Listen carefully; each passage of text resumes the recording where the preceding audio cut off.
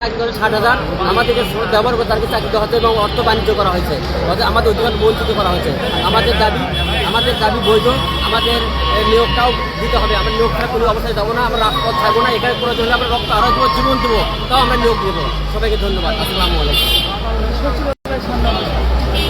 বলবেন আসলে আমাদের এটা দীর্ঘদিনের আন্দোলন, দীর্ঘদিনের দাবি। আমরা 1 থেকে 12তমরা সারা এই বৈষম্য শিকার হয়েছি। দেশের সরকারের আমলে আমরা প্রায় 17 বছরের মতো আমরা এখান থেকে বঞ্চিত হয়েছি।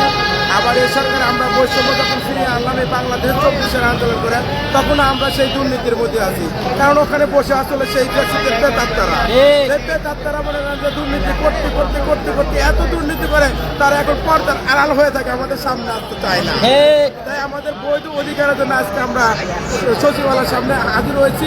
কারণ আমাদের বৈধ সনদ আছে, তা থাকা সত্ত্বেও তারা 60,000 চাল সনদ দিয়ে চাকরি দিচ্ছে। তাদের দুলাভাই, খালু, মামা, চাচা, ওদের তাদের আত্মীয় স্বজন, অর্থাৎ ফেসিস্টের যে আত্মীয় স্বজন ক্ষমতার বলে তাদেরকে চাকরি দেওয়া হয়েছে। কিন্তু আমরা বৈধ সনদ থাকা সত্ত্বেও আমাদের ডিগ্রি দেওয়া নেই, চাকরি দেওয়া হয় নাই। আর আমাদেরকে দেখা যাচ্ছে বৈষম্য, যে আপনাদের বয়স হয়ে গেছে। আমরা বলতে চাই যে আমাদের যে বয়স হলো, আমরা কি এই বয়সে পাস করছিলাম? আমরা ঠিক বয়সে পাস করছিলাম, কিন্তু সেই সময় আমাদের কি নিয়োগ দেওয়া হয় নাই। তার জন্য বৈষম্য সৃষ্টি করছে এই ফ্যাসিস্ট সরকাররা, এই ফ্যাসিস্ট সরকারের প্রেতাত্মারা। এই প্রেতাত্মাদের থেকে রক্ষা পাওয়ার জন্য আমরা আজকে শিক্ষা উপদেষ্টার কাছে আসছি সচিবালয়, যাতে আমাদের বৈধ অধিকার আমরা ফিরে পেতে পারি। এই দাবি নিয়ে আমরা এখানে আসছি। আমাদের নিয়োগ দেওয়া হলে পরে আমরা এখানে চলে যাব, নিয়োগ না হওয়া পর্যন্ত আমরা এখানে থাকবো। আমাদের দাবি বৈধ, আমাদের নিয়োগ না দেওয়া পর্যন্ত আমরা এখান থেকে মাঠ ছাড়বো না। আমাদের নিয়োগ দিতে হবে, নাহলে আমাদের লাশের উপর থাকতে হবে। আমরা চাই আমাদের অধিকার ফিরে দেখ। আমরা যেন এই যে শান্তশিষ্ট মানুষগুলা যেভাবে আসছে আবার যেন সহজভাবে আমরা আমাদের বাড়িতে ফিরে যেতে পারি, এই দোয়া সবার কাছে কামনা করে আমি আমার এই কথা শেষ করলাম।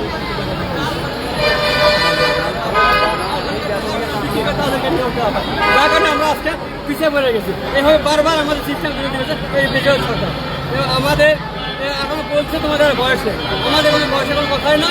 আমাদের নিয়োগ দিতে হবে, তারপরে পরিবার আবার কথা বলতে হবে। তারপরে 19 সালে আমাদের সে রায় পায় 2018, তারপরে সেখান থেকে আমাদের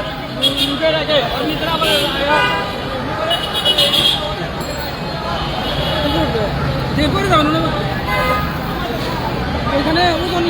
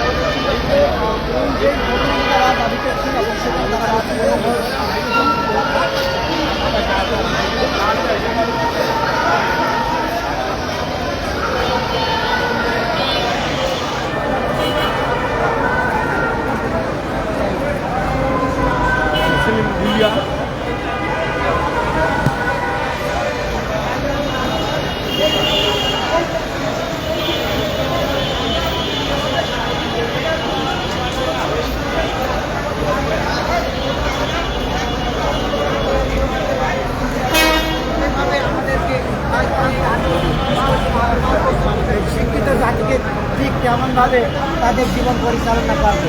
আর আমরা আজকে পুলিশ প্রশাসন সমস্ত দিক থেকে আমরা নির্যাতন ভোগ করছি। আগামী দিনে আমার সন্ততি বা আমাদের সন্ততিরা যেন এইরকম নির্যাতনের শিকার না হয়, আর এটাই আমার বিশেষ বক্তব্য।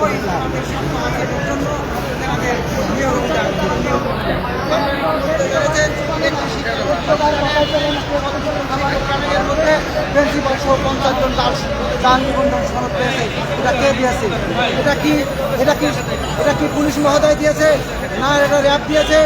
না এটা হলো কোনো সংস্থার কাছ থেকে দিয়েছে? এটা দিয়েছে ইন্টিসার বোর্ড। এটা ইন্টিসার বোর্ডকে দায় নিতে হবে। এই দায় কেউ নেবে না, এই দায় কেউ এড়াইতে পারবে না। তাই এবং আমি মনে করি শিক্ষার একটি পছন্দ ঘটেছে। বর্তমান উপদেষ্টা ডক্টর মোহাম্মদ ইউনূস স্যার, উনি একজন নোবেল বিজয়ী ব্যক্তিত্ব।